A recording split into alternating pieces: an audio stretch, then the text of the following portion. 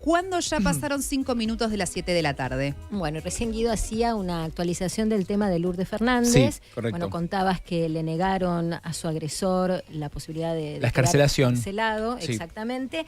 Y hoy me llamó la atención que escuché en TN al abogado de Lourdes, a Yamil Castrobianchi, decir que él le está pidiendo a la justicia que Lourdes sea considerada una víctima de trata.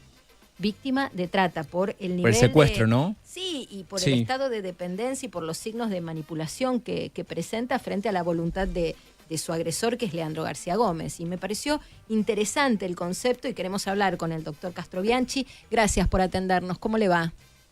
Por favor, muy buenas tardes. Y Buenas gracias tardes. a ustedes por el interés en el tema. No, por supuesto, doctor, por supuesto. Bueno, primera pregunta tiene que ver con esto último que sumábamos, que es que usted quiere que la justicia la considere una víctima de trata. ¿Nos lo explica?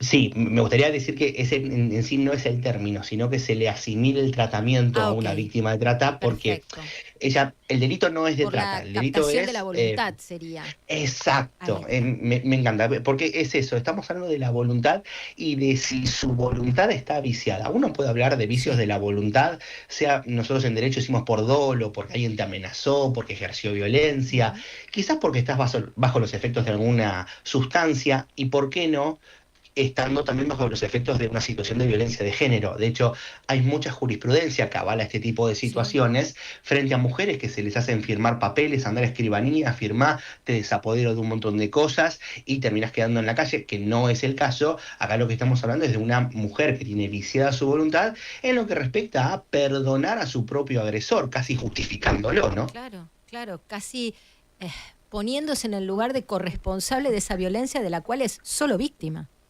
Claro, es una normalización de la violencia, le Sí. llamamos, a un estado de negación donde prácticamente justifico y claro, y me pega porque seguramente algo mal habré hecho. Doctor, ¿cómo está su vínculo con Lourdes? Porque, a ver, ayer en LAPE, Club Social, yo escuché decir que usted seguía siendo el abogado de Lourdes, pero imagino que tomar estas medidas, con lo que ella hace referencia, Claro. sobre todo en la entrevista recién a la tarde donde lo justifica, no debe ser fácil. ¿Lourdes está en contacto con usted? No, y te hago esa aclaración, gracias por la pregunta. Yo fui abogado de Lourdes hace ya 3 años contra esta misma persona, Sí. que la logramos elevar a juicio a García Gómez. Ella eligió emprender un camino de reparación, de perdón con este sujeto, bueno, que hoy en día nos trae acá, y yo fui convocado por la madre de Lourdes ahora. Ahí está, muy bien. Para iniciar una acción. Fue un llamado de urgencia, de un pedido de auxilio. Fue, mira, Yamil, me está pasando esto, otra vez volvió a suceder, no sé cómo está mi hija, si está viva, la vi golpeada, pasa esto y esto. Fue donde le aconsejo acercarse hasta la OBD, ahí en Capital Federal, enfrente a la Plaza de Tribunales, y mientras ella iba para ahí, yo le iba tomando su denuncia vía online, donde le ingresé en la fiscalía, y a la 1 de la mañana se cruzaron los datos, juzgado civil, juzgado penal, o el fiscal penal, y ahí empezaron todas las diligencias que ya conocemos. Bien. Ahora, doctor, uno siempre se hace la misma pregunta. Entendemos que la violencia de género es un delito de instancia privada, pero de acción pública. Y ese es un margen que la sociedad tiene para salvar a la víctima, ¿no? Y está bueno que sea considerado así. Pero por otro lado, también cuando uno consulta con especialistas, y todos coinciden, más o menos, en que si la víctima no impulsa la acción, es muy complejo. Muy complejo, Claro, quiero decir, que él quede detenido, que se pueda hacer justicia por esto que atravesó Lourdes. ¿Usted qué mirada tiene sobre esto? Bueno, a ver, coincido con esa mirada dependiendo para qué delitos. Imaginémonos un delito de lesiones, ¿no? Sí. Donde, ¿cómo hacemos? ¿Empezamos a correr a la víctima para hacer una pericia? Claro. O sea, al menos que la tengamos quebrada, por decirlo así, que podamos fácilmente constatarlo.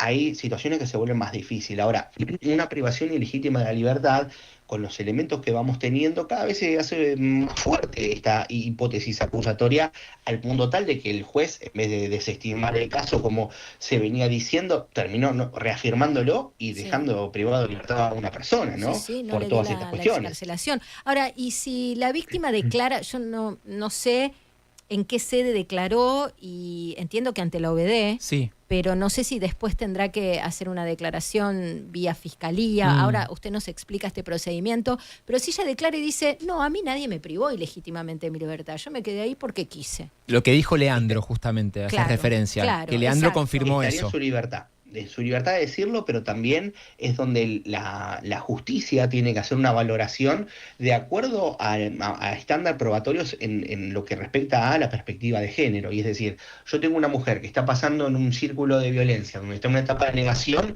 y donde prácticamente se coloca ella en el postulado de si me pegaba era porque seguramente algo mal hacía. Bueno, va a tener cierta relatividad. Lo que nos va a servir es, por ejemplo, para ubicar en tiempo y lugar determinadas situaciones, pero tal día te pegó, por ejemplo, ¿no? El 1 de octubre, por ejemplo, doctor, que es lo que... Digo, pongo fechas que la madre que Mabel hace referencia cuando después llega a la casa y estaba toda golpeada, que dijo que se había caído de la escalera. El 1 de octubre fue el día que llamaron los vecinos al 911. Al 911. Si no me equivoco, y el 4 cuando la madre la ve. O sea, que si Lourdes dijo, él nunca me pegó a mí, primero tenemos las publicaciones de Lourdes hace unos años, donde ella misma... El amor no duele, esa publicación famosa. Exacto, exactamente. Bueno, ahora cambió el amor no duele por te quiero viva y enojada, ¿no? Como dijo Lisa, que a mí se me ponía la piel de gallina el fin de semana cuando Lourdes subía algunos posteos y la gente que le comentaba, te queremos así, enojada pero viva, como diciendo, no nos importa lo que estás diciendo, te queremos que estás viva y queremos que sigas así. Doctor, me llama la atención también el tema de la excarcelación, por justamente lo que dice Marina. ¿Usted cree que este sujeto va a seguir detenido o ven que la libertad le llega pronto? La realidad es que la libertad en algún momento va a llegar, no son delitos como para estar, digamos, de prisión perpetua toda la vida. Lo que tiene el juez ahora que resolver es la situación procesal, porque por el momento él dice, estamos en una investigación, no te doy la libertad. Pero a los 10 días al juez se le vence un plazo que es el primer momento donde tiene que evaluar si procesa a una persona, si le dicta la falta de mérito, si dicta el sobreseimiento. Yo entiendo que por los elementos que hay y que se van a ir incorporando, hay elementos para mantener un procesamiento con prisión preventiva, que quiere decir que va a llegar a un juicio privado de su libertad, García Gómez. ¿Y esto cuánto podría tardar? Quiero decir, la sustanciación del juicio y llegar a una primera sentencia. Bueno, en promedio, hoy en día no están tardando mucho los juicios, podría decir que hay casi un año de instrucción, si no hay una etapa recursiva muy alta, y una vez que llega al tribunal oral y hay detenidos, no tarda más de 3-4 meses, dependiendo a qué tribunal, ¿no? Pero yo me atrevería a decir que si esta persona sigue privada de su libertad, el juicio lo tenemos antes del fin del año que viene. Bien, entonces, bueno, si este fuera el temperamento del juez que lo tiene a disposición, digamos que seguramente estará un año y medio detenido a la espera del juicio, 1 año y 3 meses o poco más de 1 año detenido seguro. Exactamente, y después el juicio, lo que surja, si termina siendo condenado, se sumará lo que ella le debe, porque ella le está debiendo al Estado, él ya tiene condenas anteriores que fueron unificadas por un total de 3 años en suspenso. Entonces él ahora él ya perdió, el Estado te da oportunidades. La primera oportunidad te dice, bueno, cometiste un delito chiquito, te doy lo que conocemos como una probation. Cometiste de nuevo porque no aprendiste, te doy una segunda oportunidad, que se llama una pena en suspenso. Te queda un antecedente, no vas preso. La tercera es la vencida. Bueno, esa vencida la agarró Lourdes y dijo, yo lo quiero perdonar y quiero seguir adelante. Hoy estamos donde estamos ahora, ¿no? Lamentablemente, doctor, lamentablemente, y sabemos de sus esfuerzos, de los de la mamá de Lourdes, de Lisa, de Virginia, de Valeria y de otros amigos que no vamos a nombrar para evitar justamente mayor enojo de Lourdes con ellos, ¿no? La verdad ha sido muy claro, doctor. No sé si quiere hacer una última reflexión, algo que podamos Como pasar. última reflexión, es que todos sepan, tanto hombres como mujeres que sufran situaciones de violencia doméstica, que cuentan con dicha oficina, insisto, Oficina de Violencia Doméstica, ubicada en la calle Lavalle, entre Libertad y Talcahuano, que son las 24 horas, van a ser escuchados. Hay psicólogos, psiquiatras, trabajadoras sociales, abogados, donde van a poder no solo asesorarlos, sino escucharlos y radicar esta denuncia, ¿no? Perfecto. Muchísimas gracias por el contacto, doctor. Por favor, a ustedes, que tengan buenas tardes. Buenas tardes, era el doctor Yamil Castrobianchi, el abogado de Lourdes Fernández, hoy más de su madre en realidad, porque... Viste que ayer hablábamos de esto, por eso también se lo quise preguntar. Está bien. Porque Mabel me hacía referencia a esto, pero bueno, entiendo que Yamil entra al caso por llamado de Lourdes. Por eso este cambio ahora... Claro, porque fue quien la representó en la cuestión vez anterior, pasada, por eso digo. 2021, si no por me eso equivoco. lo explicó bien Yamil, pero bueno, había como un vacío ahí. Porque Yamil siempre hacía referencia a que era el abogado de Lourdes y que no iba a hacer nada en contra de Lourdes si ella no lo ordenaba. Claro. pero bueno, hoy está en una posición muy clara. Que me parece muy doctor. bien, ¿no? Muy Me bien, parece muy bien, equiparando muy la atinado. situación de Lourdes Fernández a la de una situación de trata, no desde el tipo legal exacto, pero sí en esto de la captación de la voluntad y de no ser uno dueño de sus propios actos, de sus decisiones, por estar manipulado por este tipo de psicópatas. Esto lo agrego yo.